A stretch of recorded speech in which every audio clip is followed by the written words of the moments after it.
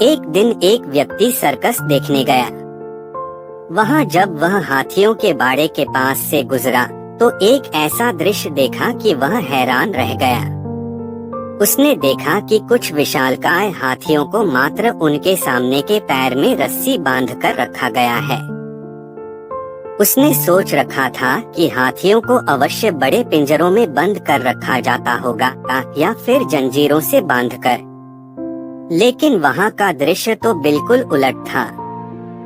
उसने महावत से पूछा, भाई, आप लोगों ने इन हाथियों को बस रस्सी के सहारे बांध कर रखा है, वो भी उनके सामने के पैर को डोटिए तो इस रस्सी को तो बड़े ही आराम से तोड़ सकते हैं। मैं हैरान हूँ कि ये इसे तोड़ क्यों नहीं रहे।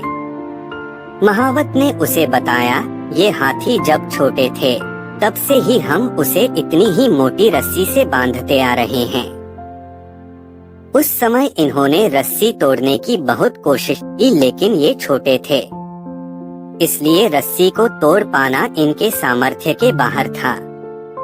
वे रस्सी तोड़ नहीं पाए और ये मान लिया कि रस्सी इतनी मजबूत है कि वे उसे नहीं तोड़ सकते। आज भी इनकी वही सोच बरकरार है। इन्हें आज भी लगता है कि ये रस्सी नहीं तोड़ पाएंगे, इसलिए ये प्रयास भी नहीं करते। यह सुनकर वह व्यक्ति अवाक रह गया।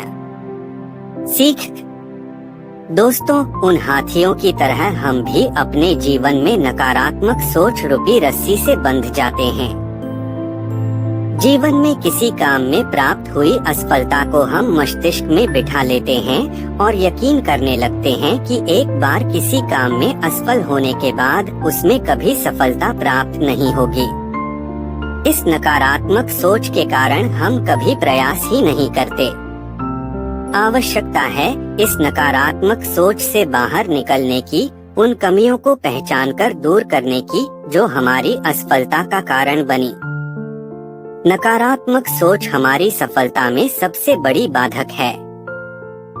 इसलिए नकारात्मक सोच रूपी जंजीर को तोड़कर सकारात्मक सोच को अपनाएं और जीवन में प्रयास करना कभी न छोड़ें, क्योंकि प्रयास करना सफलता की दिशा में कदम बढ़ाना है।